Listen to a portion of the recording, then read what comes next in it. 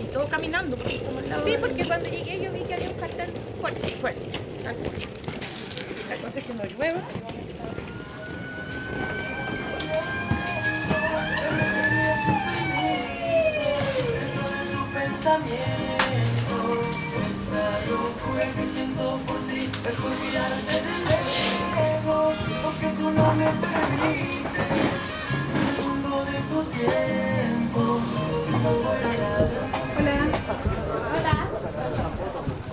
Decía, este es un proyecto de la DOP, del MOP DOP. Es una protección costera que está haciendo la DOP porque el mar estaba socavando los perfiles de las terrazas que están colindantes con el muro. También en marea alta el mar llegaba hasta el muro cortina y también estaba socavando, y hacia el talud en dirección acá también. Las excavaciones están básicamente orientadas a el registro de la zapata. Como nosotros vamos a excavar abajo de los cimientos o hasta la base de los cimientos, si hay una ocupación prehispánica debiéramos ser capaces de verla.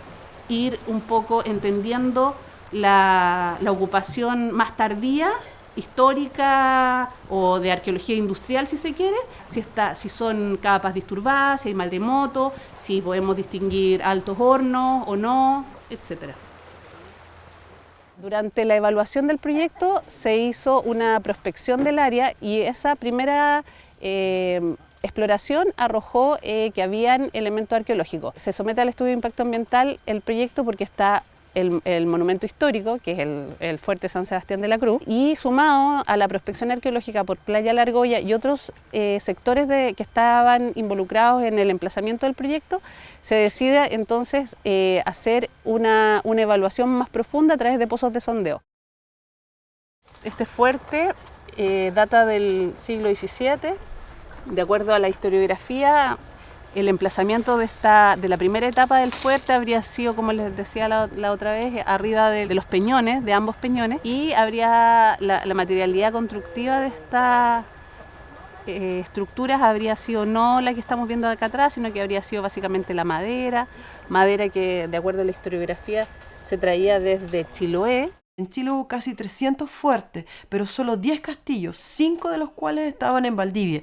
Eso da cuenta de la importancia que tenía Valdivia a nivel de todo el país y en realidad de toda la cuenca del Pacífico. Podríamos decir que el trabajo del ingeniero Juan Garland comienza en el año 1767. Que era un irlandés que trabajaba para el rey de España, que vino a ordenar las fábricas reales que no estaban funcionando bien. El mejoramiento de las obras de los fuertes de lo que se llamó en ese tiempo el antemural del Pacífico. Las obras ya estaban construidas en parte. Lo que hizo Garland, por ejemplo, con la construcción del muro fue unir dos espacios para una mejor defensa de las invasiones, de los enemigos internos, de los pueblos indígenas, etcétera. Hay que entender que todas las obras que se levantan acá, que se mejoran acá, que se trabajan acá, no son obras individuales, forman todas parte de un conjunto de construcciones. Fuertes, fortines, castillos, pedreros, vigías, centinelas. O sea, hay una amplia gama de respuestas militares frente a un posible ataque en un sistema orquestado como conjunto que reúne más de 18 fuertes o fortificaciones. Para protegerse de la piratería, las grandes potencias extranjeras, estamos hablando de un momento de la expansión de los espacios coloniales, buscando entre otras cosas el paso por el sur hacia el Atlántico.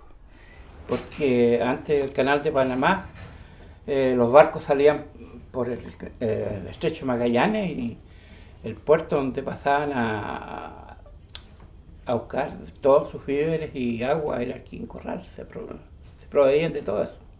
Nunca hubo ningún enemigo que se atreviese a incursionar por estas aguas debido a que el sistema fortificado llegó a tener más de 100 cañones.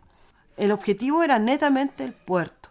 Por eso se llama la llave del Mar del Sur. El que domina Valdivia domina el Pacífico.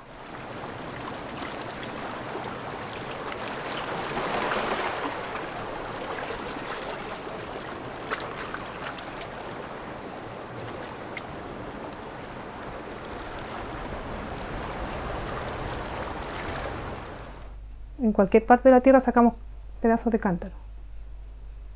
En todo el sector. Si tú excavas un sitio arqueológico acá en el sur, ¿tú crees que la gente acá nunca desarrolló la cestería, nunca desarrolló la textilería? Y en el fondo, por información como más moderna, que es un poco más específica, y por información como complementaria, hoy día sabemos que sí, que efectivamente ellos podrían haber desarrollado la textilería, la cestería. Lo que pasa es que no se conserva en los sitios arqueológicos.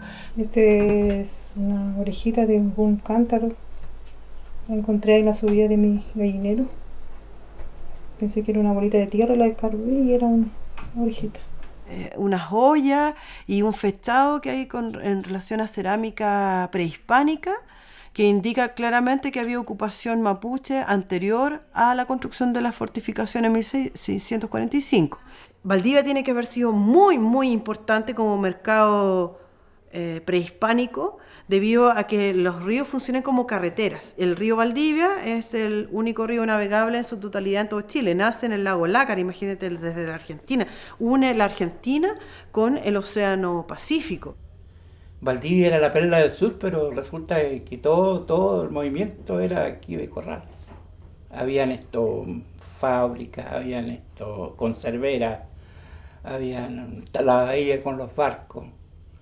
Aquí llegaban muchos buques, los áferes, los buques trigueros, llegaban buques noruegos, buques alemanes, con mucha actividad, bastante, que Corral era una cosa muy linda. Era en los mejores puertos de Chile, Corral. Era el puerto más abrigado. Y la noche, por ejemplo, aquí los buques, era una ciudad flotante muy iluminada. Fueron los años, como se dijera, de gloria de Corral.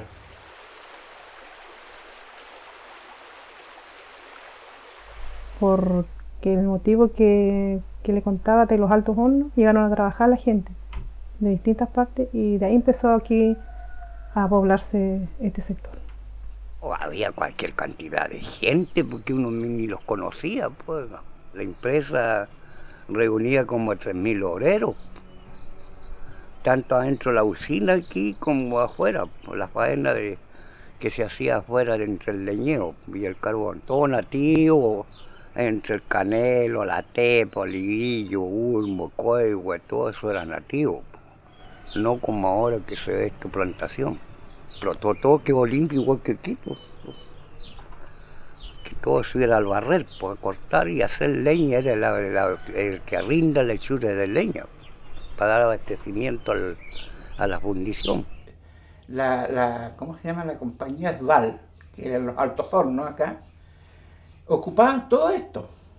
Todas estas casas que colindan con el fuerte eran de ellos. Y el foso del fuerte también lo ocupaba, porque había una línea de ferrocarril que venía de la usina, que un puerto, que había un muelle grande, había una cancha de tenis antes del terremoto, que pertenecía a la usina acá, a donde hay una playa ahora abajo. Cerraron con mallas, con todo, hicieron igual un muro de contención, un rompeolas de cemento ahí, firme. Aparece una estructura de hecho de hormigón, como una viga de hormigón, con un pavimento de ladrillo que data de otra época, y eso es súper evidente, uno por la aparición del hormigón por una parte, pero por otra porque los ladrillos tienen una marca, están grabados en el fondo, entonces ya obedece como un proceso industrial. Con el cierre de esa usina ya emigró un montón de gente, toda. Vino el maremoto, sacó todo eso de ahí, todo de raíz sacó todo eso. Quedó nuevamente una playa. Después vino un temporal, el año 82, y hizo pedazo todo de nuevo otra vez. Nuevamente, otro relleno más con máquinas, con todo, la municipalidad, hizo un relleno con piedra laja y cemento. Entonces todos esos agentes finalmente van a confluir para que haya una gran transformación tanto del sitio como estructura, pero también en relación al entorno y al paisaje que constituye este monumento arqueológico. Y nosotros como arqueólogos partimos de una premisa que todo lo que está en una capa es contemporáneo y por lo tanto cuando se mezclan los objetos de distintas épocas está en capa o en estratos que están disturbados. Junto a esto apareció un corcho de vino, de botella de vino, y aparecen tapas plásticas de bebidas actuales. Este es el material del nivel, Claro. que te da cuenta que ese objeto no está en contexto. Va inserto en una sección del gatillo, una piedra de chispa de arcabuz, pero de largo alcance. Bueno, los españoles venían como con un kit para esa cuestión, ¿cachai? De distintos tamaños, y bueno, estas cosas cuando ya no sirven los descartan aquí mismo, ¿cachai? Como terminan siendo basura. Para descartar realmente la funcionalidad de este tipo de instrumentos hay que hacer un estudio petrográfico.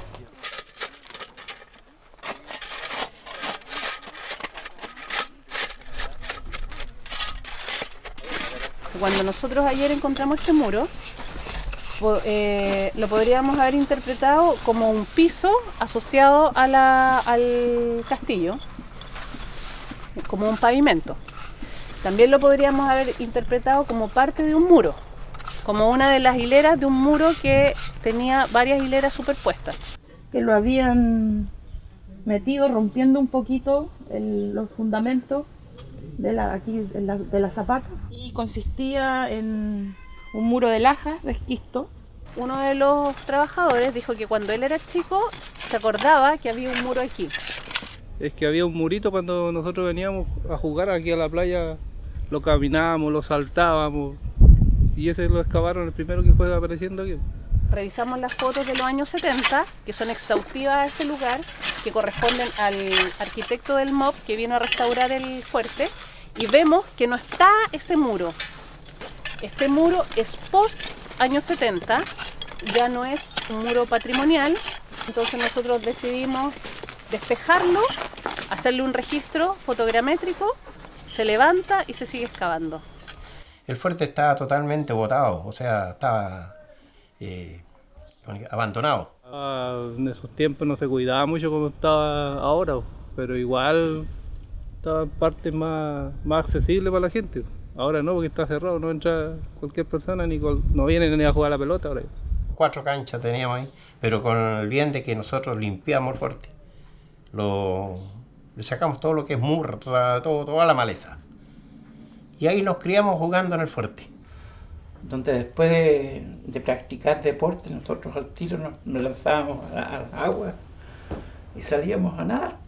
Una vez hicimos hasta unas veladas en el fuerte adentro, y para que la gente vaya a mirar un poco y se entretenga, porque en esos años no habían locales no teníamos gimnasio, no teníamos nada. Yo te voy a decir que mucha gente pololeó aquí en el fuerte. Era el lugar de las citas corraleñas. La labor del arqueólogo con respecto a la relevación de información en los contextos arqueológicos, porque podamos apoyar o descartar, los relatos de los lugares, pues, y ayuda como a la memoria histórica del lugar. En este caso, como por ejemplo en el Fuerte Corral, lo que vamos a hacer va a ser bien importante para la comunidad. Tsunami, maremoto, arrancar para los montes, andar gritando en la calle. Primero vino el sacudón y después empezó a subir el mar, pero calmito.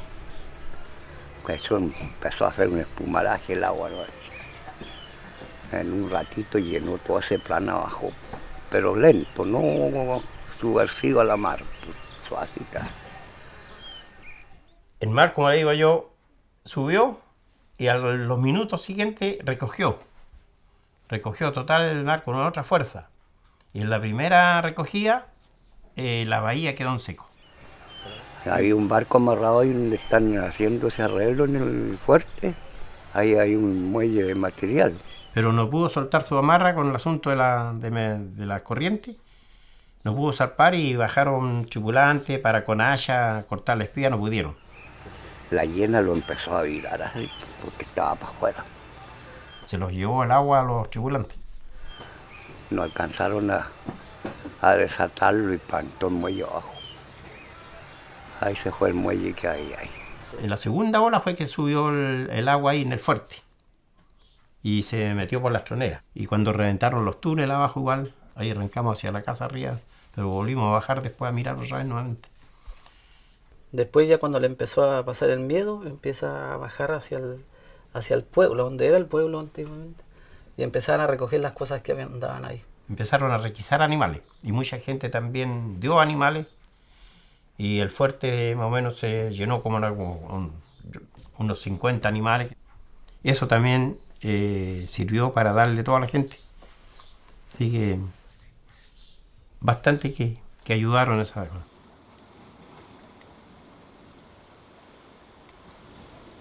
Tenían botes todos, entonces se iban a remo para corral igual, un bote a remo, cuando había viento le ponían velas, y así también a Niebla, a las islas, allá cerca de Valdivia, todos llegaban así a vender sus cosas, por ejemplo el carbón, los pescados, los erizos, todo eso lo llevaban en botes, y todo eso se vendía, después de ahí mismo traían sus cosas para acá en los mismos botes. Y nosotros vivíamos casi solamente mariscando y sacando pescado los papás, y con eso mantenían los hijos. Y eso me impactó, le dije, ¿por qué? ¿Cómo podían andar así pies pelados? Que no, tanto frío, que llegaban a partirse, tenían partidas, así era antes. También se siente pena, se siente rabia y la impotencia, porque al pescador chico que lo defiende Moya, nadie, pues. Al viejo que anda pescando, si con 2 riches robalos se hace 5 lucas y tiene que parar la comida en la casa, comprar si anda con un motorcito, comprar el combustible para salir otro día, a veces saca una ristrita. Me da pena cuando veo mi pueblo de esa manera, donde los cabros tienen que irse.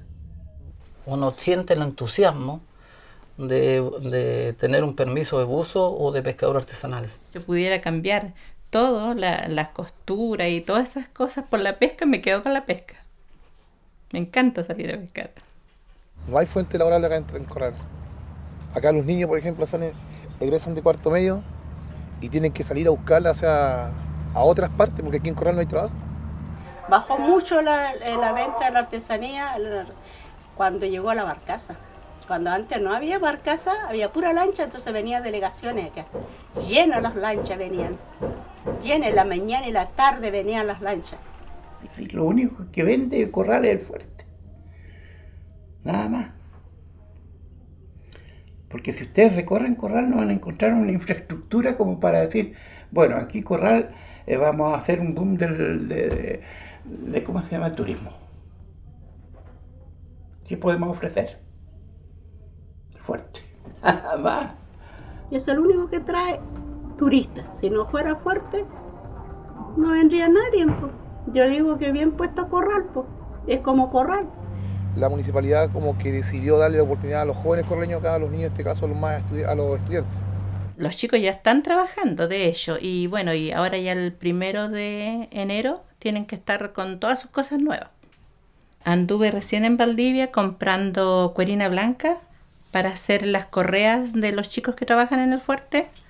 Fui a comprar género negro para hacer chaquetas, fui a comprar cartón piedra, cinta amarilla para hacer los tricornios. Que igual para ellos es un sustento, que son niños del colegio, entonces igual se les da su trabajo en el verano y ellos tienen su platita para su ropa, qué sé yo, que ellos necesitan. Tengo un hijo que también trabaja, que se puede decir que siguió los pasos del papá, de su personaje que hace en el fuerte, es uno de los que está a cargo del castillo San Sebastián de la Cruz, en la reanimación.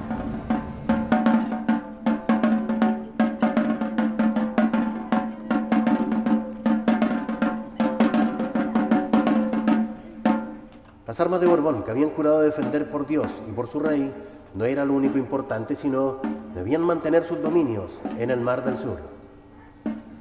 las fuerzas chilenas al mando de Lord Thomas Cochrane habían desembarcado a los primeros 60 valientes infantes de marina, quienes dirigidos por el mariscal Guillermo Miller, resistiendo la fusilería y cañones del fuerte La Guada del Inglés y el castillo de San Carlos, tomaron posesión de ellos a las 21:30 horas. No era como era ahora, por ejemplo, en ese tiempo nosotros ocupábamos caballos en el fuerte y se disparaban los cañones de verdad. Después también justamente con el asunto de lo que tiene que ver con monumentos nacionales, prohibieron en que se dispararan los cañones porque justamente se estaban cayendo el asunto de las cureñas, se estaban derrumbando. Igual uno lo va a ver y es emocionante ver el relato y todo, porque, o sea, de lo que se dice que fue. Los chilenos que se desembarcaron la inglesa allá de San Carlos para allá. Y cuando los españoles supieron de que la gente venía por tierra tomando, arrancaron. Tenemos siempre esta idea un poco como de que los castillos son una cosa bélica y es para la guerra. Nunca jamás hubo una batalla al interior de la fortificación. Lo que no significa que todo era miel sobre hojuelas, pero esta tensión que vamos a encontrar desde el río Cruces hacia el norte y del río Bueno hacia el sur, esto era como una isla, por decirlo así, con su propia historia. Acá fue fundamental lo que fue la elaboración del ladrillo, de la teja. De ahí el nombre de la isla Teja, que es donde se construían originalmente gran parte de los ladrillos de las construcciones que se hicieron acá. La actual isla Teja, en ese momento la isla de Valenzuela. El ladrillo es un ladrillo bastante antiguo por la época de la construcción y por tanto es un ladrillo que es artesanal y que probablemente fue fabricado en terreno. Existen antecedentes previos que dan cuenta, por ejemplo, que algunos de estos ladrillos han arrojado al fecharlo fechas más tempranas. Esas fechaciones abren toda una discusión con respecto a la temporalidad de la cortina, planteando que esta cortina no se construyó en el 1770, como establecía la historiografía y se les asignaba a Garland, y podría ser tal vez anterior, o bien esas fechas podrían tener como problemas de datación. Y señala, por ejemplo, en carta muy ilustre, señor gobernador y capitán general, todo eso en 5 letras, en el castellano antiguo. Dice, la fábrica de ladrillo establecida en la isla de Valenzuela se ha logrado cortar y cosar en este año sobre 220.000 ladrillos de sobresaliente calidad, de los cuales tengo puesto al pie de la obra del corral de 50 a 70.000. El fuerte, por lo que uno puede observar, está hecho como a partir de 2 muros, uno exterior y uno interior. Y el espacio entre estos 2 muros contiene una plataforma superior, que es donde estaban los cañones y todos estos espacios para defenderse. Luego han aparecido varios elementos arquitectónicos en esta zapata, que son piedras que nosotros vemos empotradas en el muro, que me da la impresión de que podrían ser una señal de que el muro en la parte interna, su grueso puede ser de piedra y solamente estar usando los ladrillos en forma exterior como una forma de lucirlo. Existían las condiciones para hacerlo, pero por otro lado también estaba la piedra Cancagua. Este es un montículo de piedra Cancagua, es una piedra arenisca, una piedra muy blanda. Se partió el cerro por la mitad, de esos bloques se hizo como especies de ladrillos grandes de Cancagua y con eso se construyeron los edificios. La piedra Cancagua, para su fácil uso y transporte, se le da un pie en cuadro de cara a vista y de largo 2 pies a lo más y pie y medio lo menos, que son las medidas, cuyas dimensiones proporcionan que una piedra llene igual espacio que 12 ladrillos. Señala luego Duche, todos los edificios de más de 100 y tantos años de antigüedad están hechos de esta piedra y de la peor calidad que se ha trabajado, y no, sin embargo así se mantienen enteras.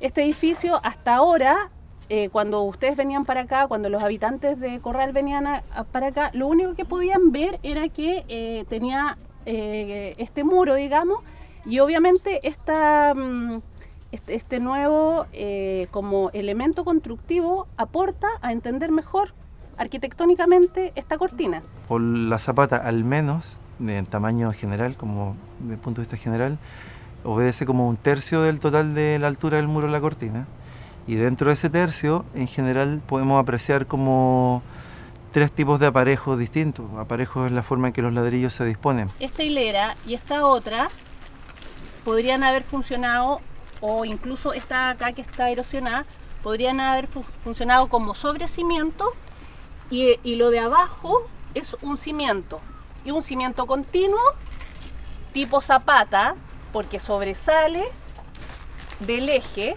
y el piso de ocupación de la gente que vivió cuando Garland construyó acá puede que esté 30 centímetros más abajo.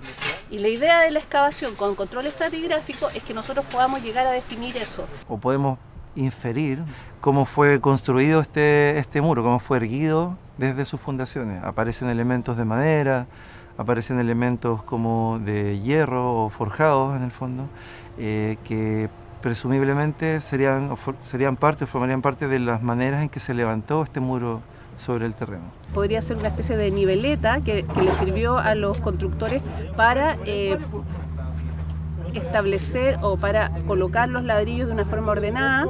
Entonces, están estos maderos que funcionan como postes, que los estamos encontrando muy erosionados en su base. Estamos encontrando en algunos casos el perno o el clavo que iba por fuera, y estamos encontrando el tablón que está funcionando como, según los arquitectos, como niveleta o bien como entibación de los ladrillos. Es que ellos piensan que todo este edificio fue construido con andamiaje. Entonces estos mismos postes, que son de un espesor bastante grande, son parte tanto del entibamiento y pueden ser también parte del andamiaje. Y parte del trabajo un poco apunta a eso, como a identificar tipologías constructivas, pero también a entender cómo podrían haber sido erguidos estas fundaciones y en definitiva el muro del fuerte. Y a partir de los objetos que aparecen asociados a la cortina, vamos viendo, bueno, ¿cuál es la interacción? ¿Hay elementos indígenas? ¿No hay elementos indígenas? ¿Con qué frecuencia? La gente que vivió en la época de Garland, la verdad, estaba sola aquí, los españoles, el piquete español. Bueno, aparte de los que son los profesionales de la construcción en general, quien construía esta obra eran los desterrados de Lima, que venían desde el Callao, y de Santiago, que eran acá sentenciados al trabajo. Aquí está el ladrillo y está la impronta del pie de un niñito. Sabemos sin lugar a dudas que al interior de la fortificación había niños. Así como también sabemos que había mujeres, porque tenemos dedales, porque tenemos las torteras, que son para el uso, para aislar la lana, que es una práctica femenina. Acá tenemos mayólica, pero está reciclada, ¿no? Sacaron los pedacitos y le dieron la forma redonda, y este hoyito es para hacer una tortera. Esta es una cerámica. Es parte de un plato. Es un objeto histórico que llega a América después que llegan los españoles. Significa que había presencia europea, porque esta loza es exclusiva de la nobleza. Aparecen estos fragmentos de botija, y este es muy grande, creo que no había salido uno tan grande en excavación ahora. Traían vino directamente desde España, y también traían aceitunas y también traían miel. Son como grandes botellas para amplificar un poco lo que son. Y aquí se notan los estriados, porque estos se fabricaban con torno, son mucho más gruesos. A veces podemos encontrar unos que tienen como una pátina oscura, porque les echan un elemento para impermeabilizar. La brea igual nos ayuda harto a permitir como el análisis de almidones, porque conserva estos microrestos. Bueno, los almidones son como las hojas de los árboles, son específicos para cada especie. Aparte de identificar la especie, también puedes identificar los daños que se produjeron en el almidón. A través de los daños puedes identificar los procesos a los que se sometieron estas especies vegetales. Si fueron tostados, si fueron fermentados, si fueron cocidos. Cómo se están moviendo, cómo lo están importando, porque lo más probable es que esto no se haya producido acá, lo hayan traído de otro lado. Entonces, ¿cómo se establecían esas relaciones de comercio? ¿Cuáles son las rutas? Cercano al río se han sacado botijas de naufragio, aquí mismo en Corral. Y algunos se los llevaron y otros los entregaron en la municipalidad. ¿Ve que tienen por ahí? Antiguamente se veían, había un museo y por ahí estaban. la gente no conoce la ley 17288 sobre patrimonio y piensa que saquear o sacar piezas de alguna manera es un beneficio. Están a una temperatura, están en la oscuridad, están a una humedad y cuando uno los saca, ese ambiente se rompe. Que excavar es como quemar un libro mientras lo vas leyendo. Yo creo que eso refleja muy bien lo que pasa acá, por eso hay que tener tanto cuidado al excavar y tener tan claro lo que se quiere, porque si no esa información irremediablemente se va a perder. El interés de Valdivia o del sistema de fortificaciones corresponde a algo de interés mundial. Siendo algo histórico que tenemos acá dentro de la comuna. O sea, nosotros los correños deberíamos sentir orgullosos de algo que tenemos, algo que es natural acá, súper bonito. Y que es lo que más llama a los turistas en el verano. Efectivamente, el turismo trae un beneficio económico importante a las comunidades. Pero sobre todo, el resguardo de estos objetos, el celo con que tratamos el depósito, el ahínco con que armamos la museografía, con que estudiamos la historia, tiene que ver con nuestra identidad. Si no entendemos eso, si no entendemos los procesos, ¿cómo vamos a entender quiénes somos? Y no entender quiénes somos nos pone en una posición totalmente débil frente al mundo. Por lo tanto, cuando nosotros pensamos en nuestras poblaciones modernas, tenemos que pensar que eso tiene un vínculo con su pasado. Así que igual es significativo para nosotros en cuanto cuando éramos chicos. Cosas lindas que uno verdaderamente se acuerda de su comuna. Así que toda una vida acá,